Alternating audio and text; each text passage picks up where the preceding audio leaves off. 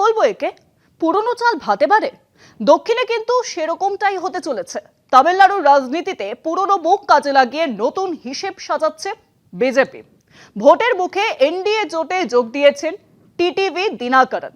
প্রশ্ন উঠছে, এ কি আদর্শের মিল নাকি শুধুই অঙ্কের রাজনীতি? বিজেপিতে যোগ দেওয়ার পুরস্কার হিসেবে দিনাকরনের বিরুদ্ধে মামলাও প্রত্যাহার করা হয়েছে। জয়ললিতার উত্তরাধিকারকে সামনে রেখে যে বিজেপি ঐক্যের কথা বলছে, তা কি সত্যি স্থায়ী হবে নাকি ভোট মিটলেই আবার ভাগন?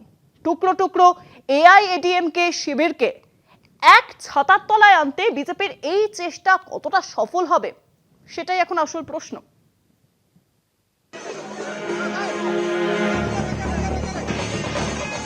বিধানসভা নির্বাচনের আগেই তামিলনাড়ুর রাজনীতিতে বড় রদবদল। ভোটের আগেই শক্তি বাড়ল এনডিএর। দীর্ঘ টালবাহানার পর বিজেপি নেতৃত্বাধীন এনডিএ জোটে যোগ দিলেন টিটিভি দিনাকরন।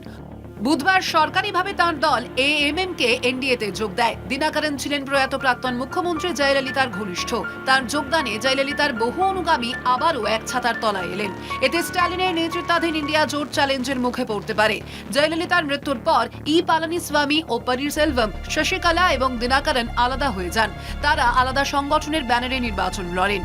এর ফলে ভোট বিভাজন হওয়ার সুবিধা পায় ডিএমকে। 2026 সালের নির্বাচনে সেই পরিস্থিতি রুখতেই সবাইকে এক ব্যানারে আনার চেষ্টা শুরু করে বিজেপি। এই লক্ষ্যেই পালানিস্বামী ও দিনাকরনের সম্পর্ক মেরামতের উদ্যোগ নেয় গেরুয়া শিবির। বিজেপির সঙ্গে হাত মেলানোর পুরস্কার হিসেবে 2019 সালে দিনাকরনের বিরুদ্ধে পালানিস্বামীর করা একটি মামলা প্রত্যাহার করা হয়। তবু সম্পর্কের টানাপোড়েনের সিদ্ধান্তে দেরি হয়। শেষ পর্যন্ত দীর্ঘ আলোচনার পর দিনাকরন রাজি হন।